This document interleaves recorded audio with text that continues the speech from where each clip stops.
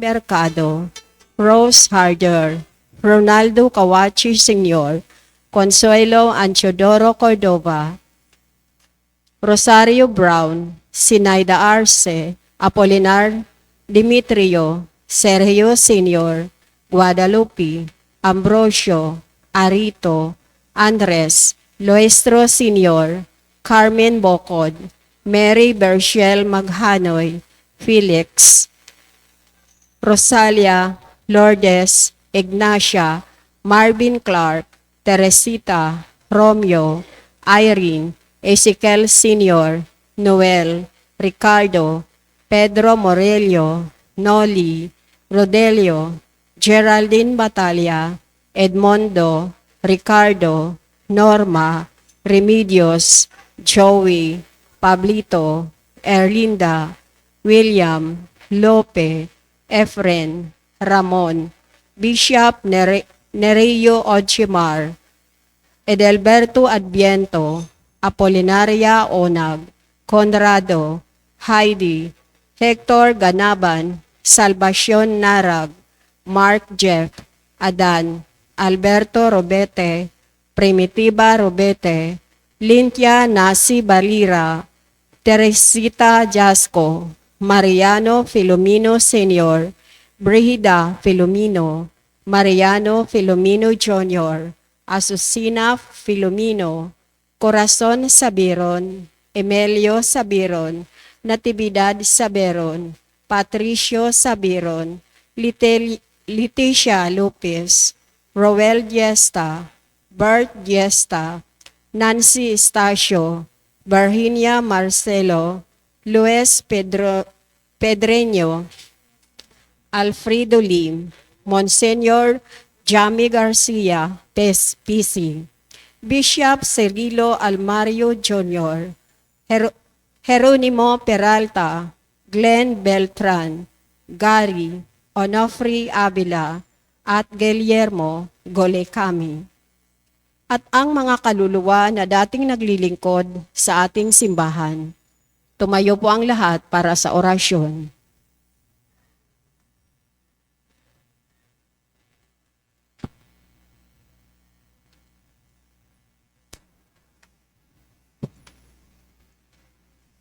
Sa ngalan ng Ama at ng Anak at ng Espiritu Santo, Amen.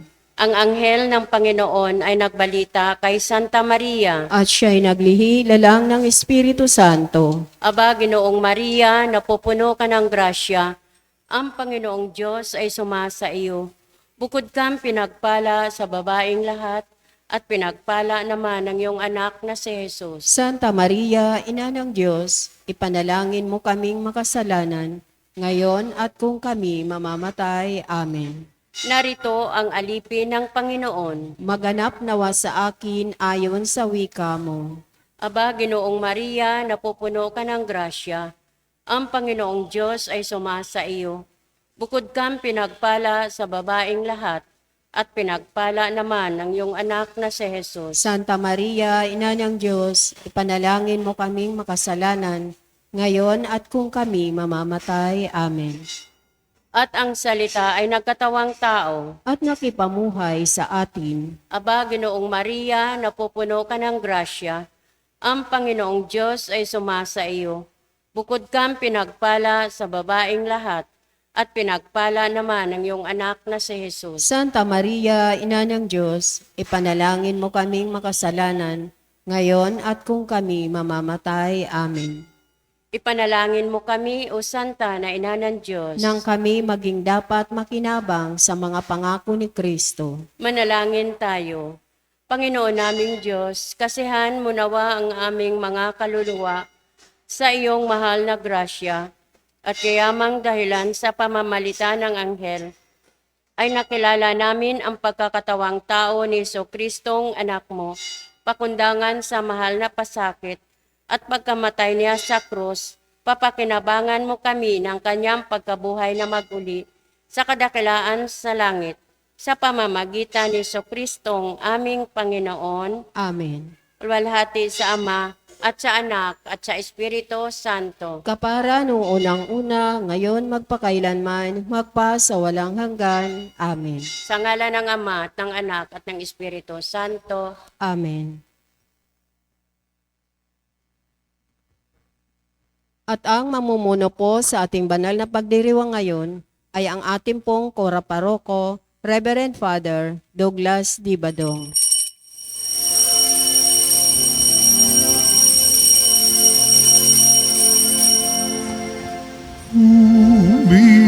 Caritas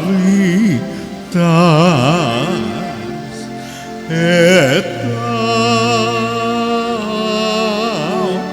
amor ubi caritas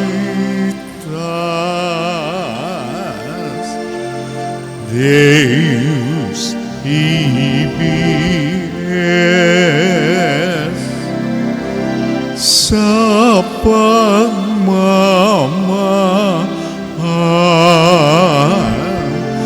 naroon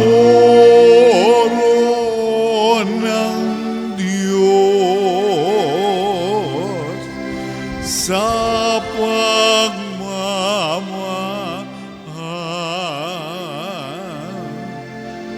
naroon ng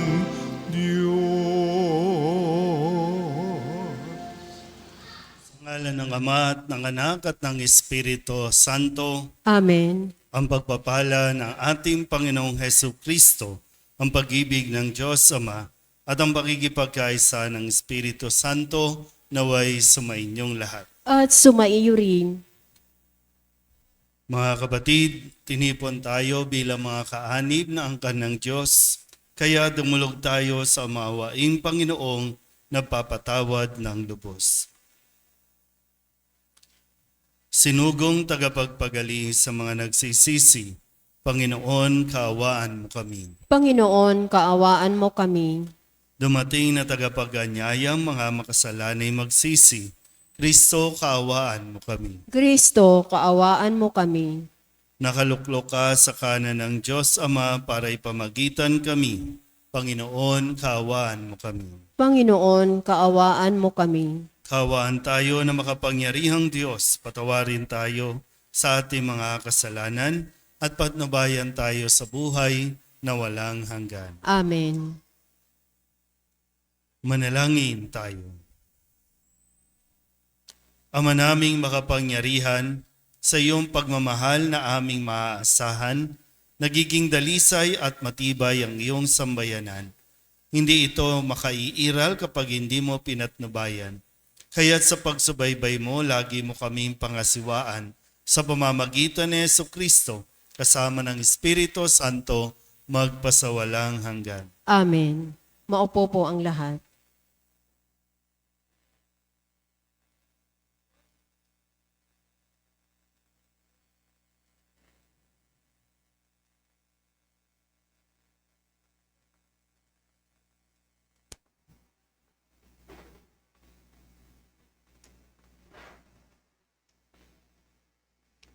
Pagbasa mula sa ikalawang aklat ng mga hari. Noong mga araw na iyon, sa Syria ay may isang pinuno ng hukbo na labis na kinalulugdan ng hari pagkat matapang siya, makapangyarihan at pinapatnubayan ng Panginoon, kaya laging magtagumpay ang Syria. Ngunit siya ay kitungin. Siya si Naaman. Minsan ang mga taga-Syria ay nakabihag ng isang babaeng Israelita.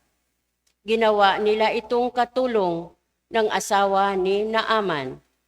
Sinabi nito sa kanyang Panginoon, "Kung ang asawa ninyo ay lalapit sa propeta sa Samaria, tiyak na gagaling siya." Ang sinabi ng Israelita ay sinabi ng babae kay Naaman. Nagpunta naman ito sa hari at ibinalita ang sinabi ng utusan ng kanyang asawa. Sinabi naman ng hari, "Pumunta ka at pagdadalhin kita ng sulat sa hari ng Israel." At lumakad nga si Naaman. May dala siyang 30,000 putol na pilak, 6,000 pirasong ginto, at 10 magagarang kasuotan. Dala rin niya ang sulat para sa hari ng Israel. Anang sulat, Mahal na Haring Horam. Ang may dala nito ay si Naaman na aking lingkod. Ipinakikiusap kong pagalingin mo ang kanyang ketong. Nang mabasa ito ng hari ng Israel, ginahak niya ang kanyang kasuotan at sinabi, Ako ba'y Diyos na maaring pumatay at bumuhay? Bakit sa akin niya pinapunta ang taong ito para pagalingin sa kanyang sakit? Baka naman humahanap lang siya ng dahilan para magdigmaan kami. Nang mabalitaan ni Eliseo ang ginawa ng hari, ipinasabi niya, Bakit ninyo gagahakin ang inyong kasuotan? Sa akin ninyo siya papuntahin, para malaman nilang may isang propeta rito sa Israel. Ipinasabi nga ni Haring Horam kay Naaman na ang hanapin nito'y si Eliseo. Kaya sumakay ito sa kanyang karwahe at nagpunta kay Eliseo. Kasama ang marami niyang kawal na kabayuhan, ipinasabi sa kanya ni Eliseo, Pumunta ka sa ilog Jordan. Lumubog ka ng 7 beses at mananauli sa dati ang iyong katawan. Gagaling ang iyong kitong. Nang marinig ang sinabi ni Eliseo, nagalit si Naaman at padabog na umalis. Sinabi niya, Akala ko pa namay sasalubungin niya ako. Tatayo siya ng tuwid. Tatawagan ang Diyos niyang Panginoon sa ilog Jordan. At itatapat sa akin ang kanyang mga kamay upang ako'y gumaling. Bakit doon pa niya ako pasisirin? Bakit hindi sa aliman sa mga ilog ng Damasco tulad ng Abana at ng Farpar? Hindi ba't mas malinis iyon kaysa alinmang tubig sa Israel? Siguro na may mas madali akong gagaling kung doon ako maliligo. At galit na galit siyang umalis.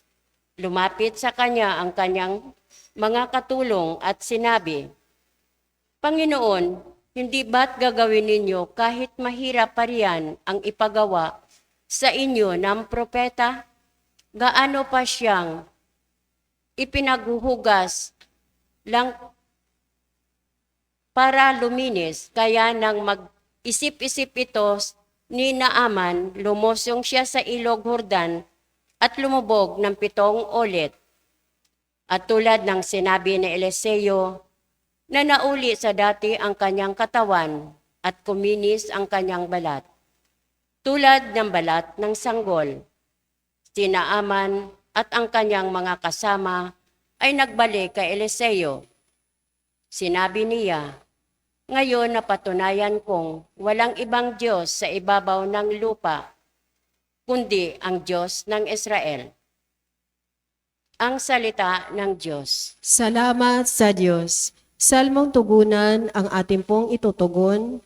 Aking kinasasabikan ang Diyos na nabubuhay. Tayo pong lahat. Aking kinasasabikan ang Diyos na nabubuhay.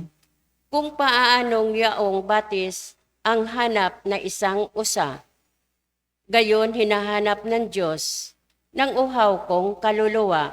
Tugon, Aking kinasasabikan ang Diyos na nabubuhay. nananabik ako sa Diyos, Diyos na buhay, walang iba. Kailan kaya maaring sa harap mo ay sumamba? Tugon, Aking kinasasabikan ang Diyos na nabubuhay. ang tutot at liwanag, buhat sa iyo ay pakamtan, upang sa Siyon ay mabalik sa bundok mong dakong banal, sa bundok mong pinagpala, at sa templo mong tirahan. Tugon, Aking kinasasabikan ang Diyos na nabubuhay. Sa dambana mo, O Diyos, ako naman ay dudulog. Yamang galak at ligaya ang sa aking iyong dulot. Sa saliw ng aking alpay, magpupuri akong lubos. Buong lugod na aawit ako sa Diyos na aking Diyos. Tugon. Aking kinasasabikan ang Diyos na nabubuhay. Tumayo po ang lahat. Wika mo'y aming diringgin, wika mo'y aming susundin, wika mo'y aming tutupdin. Sa Diyos, nagtitiwala ng lubos sa salitang nagdudulot ng pag-ibig na mataos upang kamtin ang pagtubos. Kamo'y aming diringgin, wika mo'y aming susundin, wika mo'y aming tutupdin. Sumainyo ang Panginoon. At sumaiyo rin, Ang mabuting balita ng Panginoon ayon kay San Lucas. papuri sa iyo, Panginoon. Nang dumating si Jesus sa Nazareth, sinabi niya sa mga nasa sinagoga, "Tandaan ninyo, walang propetang kinikilala sa kanyang sariling bayan. Ngunit sinasabi ko sa inyo, maraming babaeng balo sa Israel noong kapanahunan ni Elias nang hindi umulan sa loob ng 3 taon kalahati at magkaroon ng matinding taggutom sa buong lupain. Subalit hindi sa kanino man sa kanila pinapunta si Elias, kundi sa isang babaeng balo sa Sarepta, sa lupain ng Sidon. Sa dinami-dami ng mga kitongin sa Israel noong kapanahunan ni Eliseo, walang pinagaling isa man sa kanila. Sinaaman pang taga-Syria ang pinagaling. Galit na galit ang lahat ng nasa sinagoga nang marinig ito. Nagtindigan sila at ipinagtabuyan siyang palabas sa taluktok ng burol na kinatatayuan ng bayan upang ibulid sa bangin. Ngunit dumaan siya sa kalagitnaan nila at umalis. Ang mabuting balita ng Panginoon. Pinupuri ka namin, Panginoong Heso Kristo. Maupo po ang lahat. Isang mapagpalang gabi po sa inyong lahat. Ngayon po ay Lunes ng 3 linggo ng ating 40 araw na paghahanda. Sa ating pong Ebanghelyo, ipinahayag ni Jesus ang mga salitang walang propetang kinikilala sa kanyang sariling bayan. Di ko po alam kung ano ang nangyari para umabot sa punto na sa kanya po mga sinabi, sa kanya mga ipinahayag, ay nagalit ng todo itong mga saga-sinagoga na umabot sa puntong ipinagtabuyan sa Jesus sa labas hanggang sa madala sila doon sa tuktok ng burol at nais siyang ihulog o ibungid sa bangin. Ano ba ang pwedeng magtulak sa isang tao para gawin ito sa isang tao na wala namang ginagawang masama, pero minasama ng mga taong nakarinig sa kanya? Mismong mga kababayan niya ang nagbalak sa kanya ng ganitong bagay. Pero ang ginawa ni Jesus, dumaan lang siya sa gitna nila at umalis. Na isang katotohanan at realidad na nangyayari magpasa hanggang ngayon, na kailangan natin matutunan paano natin haharapin yung mga toxic sa paligid natin. Pag sinabi kasing mga toxic, Ito yung mga lalason sa atin, mga lumalason sa ating kapaligiran, lumalason sa pamilya natin kapag pinairal natin itong ganitong ugali. Una, yung mga ugali ng hindi nila matanggap si Jesus. Pag kayo po ba, yung at least sa sarili lang, no? Bakit nahihirapan tayo tanggapin ng isang tao? Wala namang ginagawang masama yan. Kahit ano pang ano niyan, no? Halimbawa, sabihin natin sumikat siya, naging bantog, naging tagumpay, pero bakit minsan mayroon sa kalooban natin na nagngingit-ngit tayo sa galit o nagngingit-ngit tayo dahil sa selos na nauuwi naman sa galit? Minsan mahirap aminin, no? Mahirap na sabihin sa iba, pero ganun talaga nangyayari. Nagiging toxic tayo sa ibang tao kapag mas pinangungunahan tayo ng ating pagkaselos o pagkainggit sa kung ano ang meron ang iba. Kasi si Jesus, tagumpay eh. Sikat na sikat, sinusundan ng maraming tao, nakakagawa ng mga himala, at kung ano-ano pa na hindi nila nagagawa. Kung kaya't masakit para sa kanila na marinig na walang propetang tinatanggap sa kanyang sariling bayan. Dahil alam na pala ni Jesus kung ano ang pagtingin sa kanya nitong mismong kababayan niya.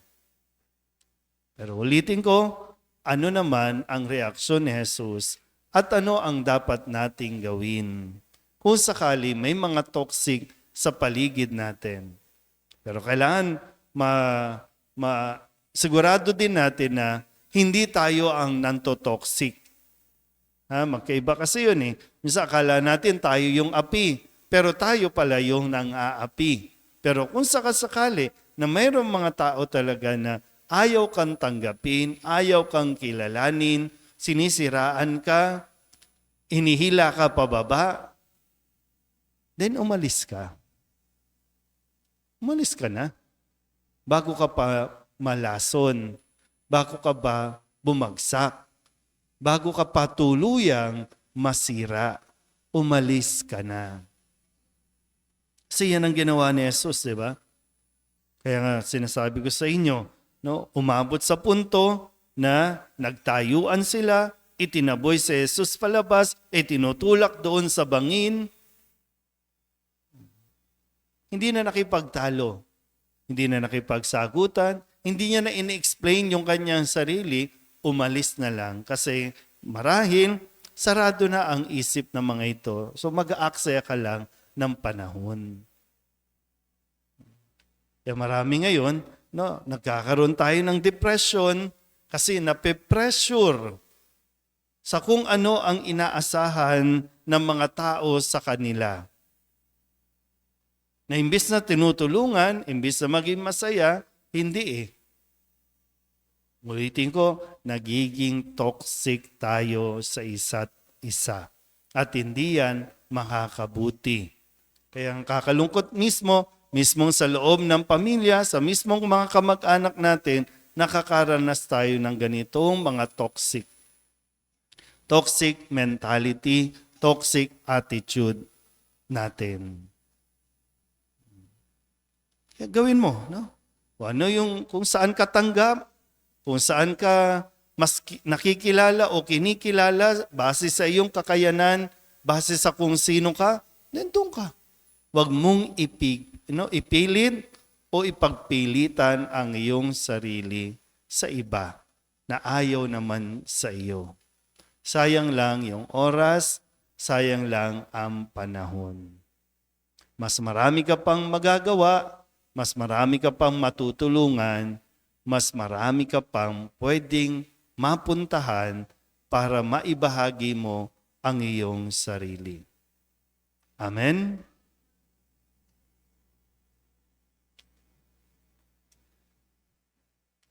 Si Jesus ay hindi tinanggap sa kanyang sariling bayan.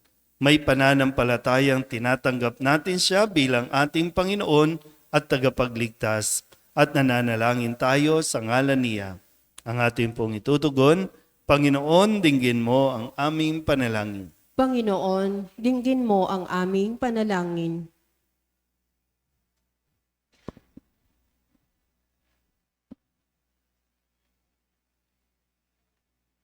Ang mga pinuno ng simbahan, naway magpahayag ng salita ng Diyos nang may tapang at isabuhay ito ng may paninindigan.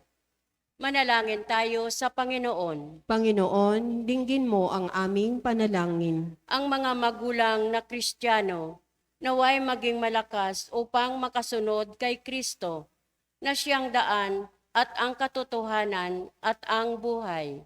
Manalangin tayo sa Panginoon. Panginoon, dinggin mo ang aming panalangin. Ang ating pagpapakasakit ngayon Kwaresma, naway gawin natin higit pa na bukas na mapanligtas na pag-ibig ng Diyos.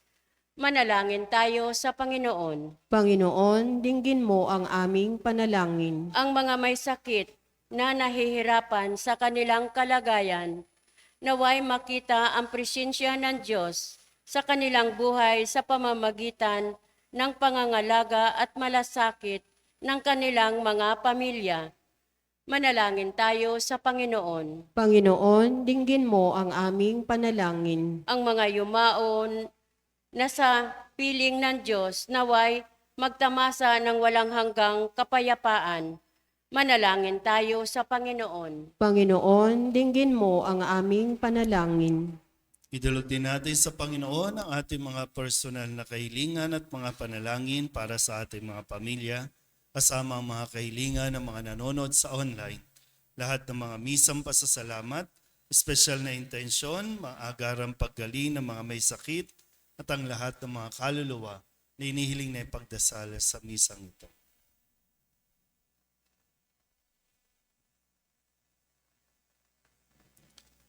Ang lahat ng ito inihiling namin sa ngalan ni Kristong aming Panginoon. Amen. Maupo po ang lahat.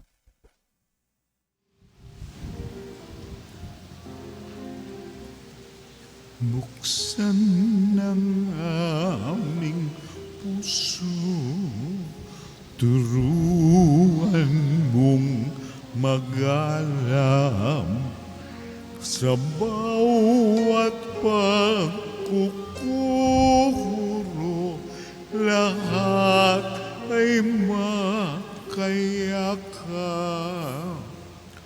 Buksan ng aming isip, sikatan ng liwanag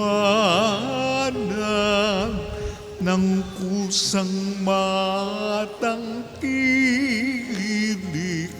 tungkuling nabana.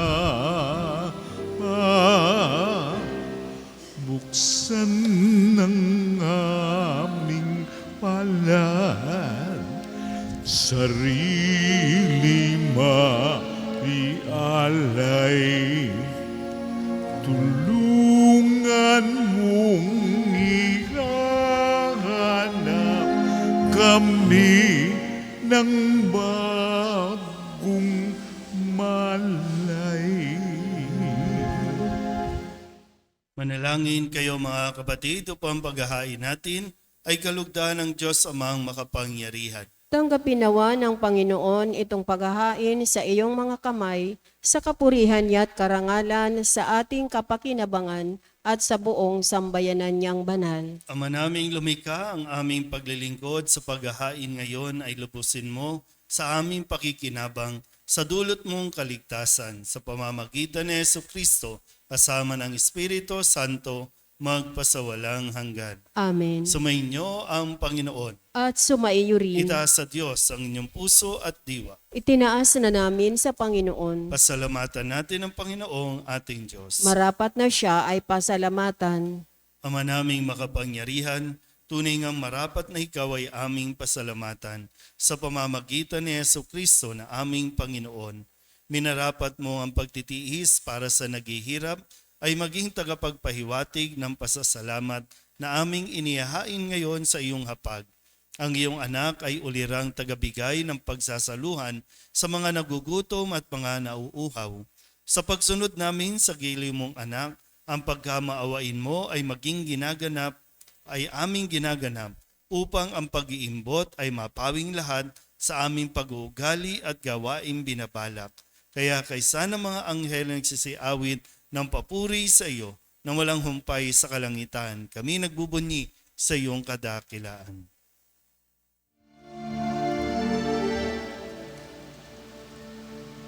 Santo, Santo, Santo, Panginoong Diyos na makapangyarihan, napupuno ang langit at lupa ng kalwalhatian mo. Hosana sa kaitaasan,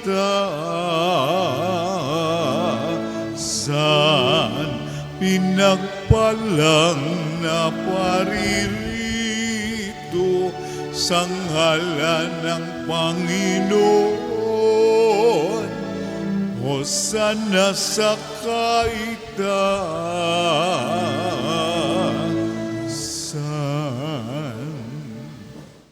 Ama naming banal, ikaw ang bukal ng tanang kabanalan.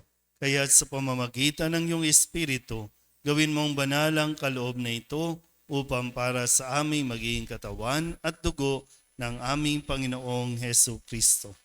Bago niya pinagtiis ang kusang loob na maging handog, hinawakan niya ang tinapay, pinasalamatan kaniya, pinaghati-hati niya iyon, iniabot sa kanyang mga alagad at sinabi, tanggapin ninyong lahat ito at kanin, ito ang aking katawan na ihahandog para sa inyo.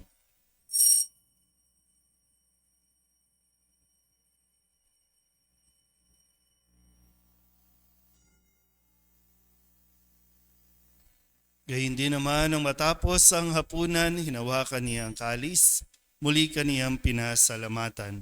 Iniabot niya ang kalis sa kanyang mga alagad at sinabi, tanggapin ninyong lahat ito at inumin. Ito ang kalis ng aking dugo, ng bago at walang hanggang tipan. Ang aking dugo na ibubuhos para sa inyo at para sa lahat sa ikapagpapatawad ng mga kasalanan. Gawin ninyo ito sa pag-alaala sa akin.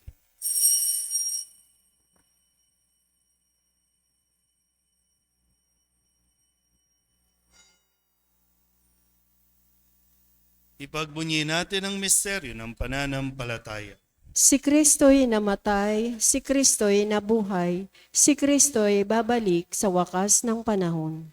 Ama, ginagawa namin ngayon ang pag-alaala sa pagkamatay at muling pagkabuhay ng iyong anak, kaya tiniaalay namin sa iyo ang tinapay na nagbibigay buhay at ang kalis na nagkakaloob ng kaligtasan. Kami nagpapasalamat dahil kami iyong minarapat na tumayo sa harap mo para maglingkod sa iyo. Isinasamo namin kami magsasalo-salo sa katawan at dugo ni Kristo ay mabuklod sa pagkakaisa sa pamamagitan ng Espiritu Santo. Ama, lingapin mo ang iyong simbahang laganap sa buong daigdig. Puspusin mo kami sa pag-ibig kaysa ni Francisco na aming Papa at ni Jose na aming Obispo at ng Tanang Kaparian. Alalahanin mo rin ang mga kapatid naming nahimlay na may pag-asang sila'y muling mabubuhay, gayon din ang lahat ng mga pumanaw. Kawaan mo sila at patuloyin sa iyong kaliwanagan. Kawaan mo at paginapating kaming lahat na makasalo sa iyong buhay na walang wakas. Kaysa ng mahal na Birhen Maria na ina ng Diyos, ng kabiyak ng puso niyang si San Jose. Kaysa ng mga apostol at ng lahat ng mga banal na namuhay dito sa daigdig na kalugod-lugod sa iyo, may pagdiwang nawa namin ang papupuri sa ikararangal mo sa pamamagitan ng iyong anak na aming Panginoong Hesu Kristo. Sa pamamagitan ni Kristo, kasama niya at sa Kanya, ang lahat ng parangal at papuri ay sa iyo, Diyos Amang makapangyarihan, kasama ng Espiritu Santo, magpasawalang hanggan. Amen. Amen.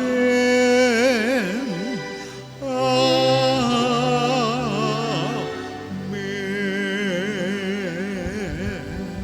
Sa Tagubilin ng mga nakagagaling na utos at turo ni Jesus sa Panginoon natin at Diyos, ipahayag natin ang lakas loob. Pater noster, qui es in celis, sanctificetur nomen tuum, adveniat regnum tuum, fiat voluntas tua, sicut in cielo et in terra. Panem nostrum quotidianum da nobis hodie, et debite nobis debita nostra, sicut et nos dimittimus debitoribus nostris, et ne nos inducas in tentationem, sed libera nos a malo.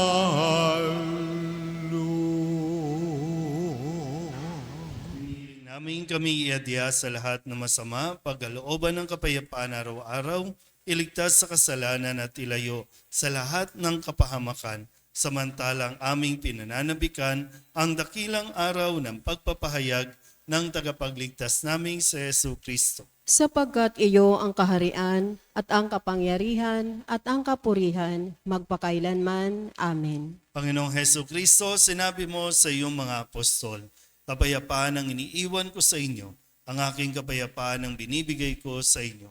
Tunghayan mo ang aming pananampalataya at huwag ang aming mga pagkakasala. Pagkalooban mo kami ng kapayapaan at pagkakaisa ayon sa iyong kalooban, kasama ng Espiritu Santo, magpasawalang hanggan. Amen. Ang kapayapaan ng Panginoon ay laging sumainyo. At sumaiyo rin. Magbigayan po tayo ng kapayapaan sa isa't isa.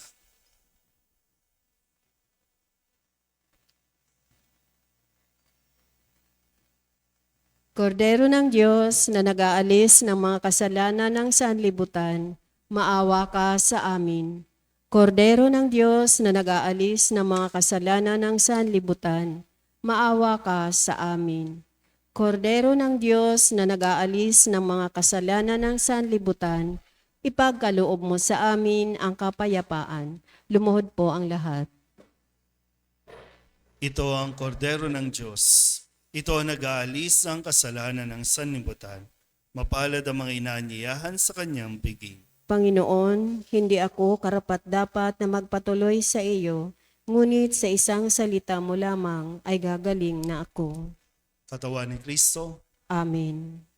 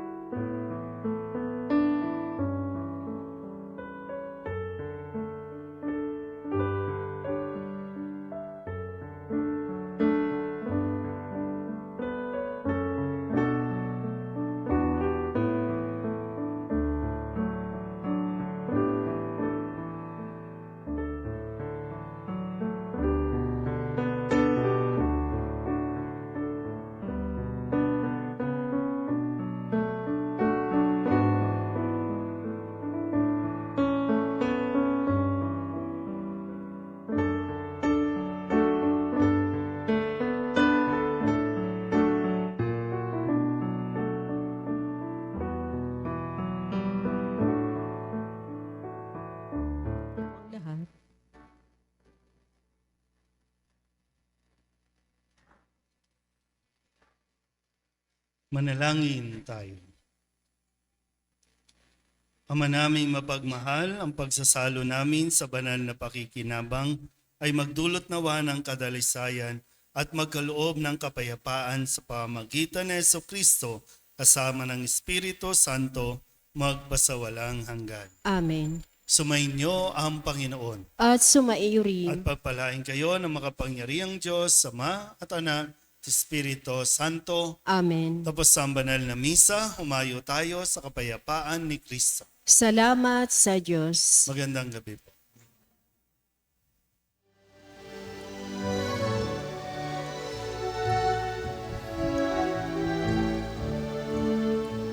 Walang sinuman ang nabubuhay para sa sarili lamang. Walang sinuman ang namamatay para sa sarili lamang.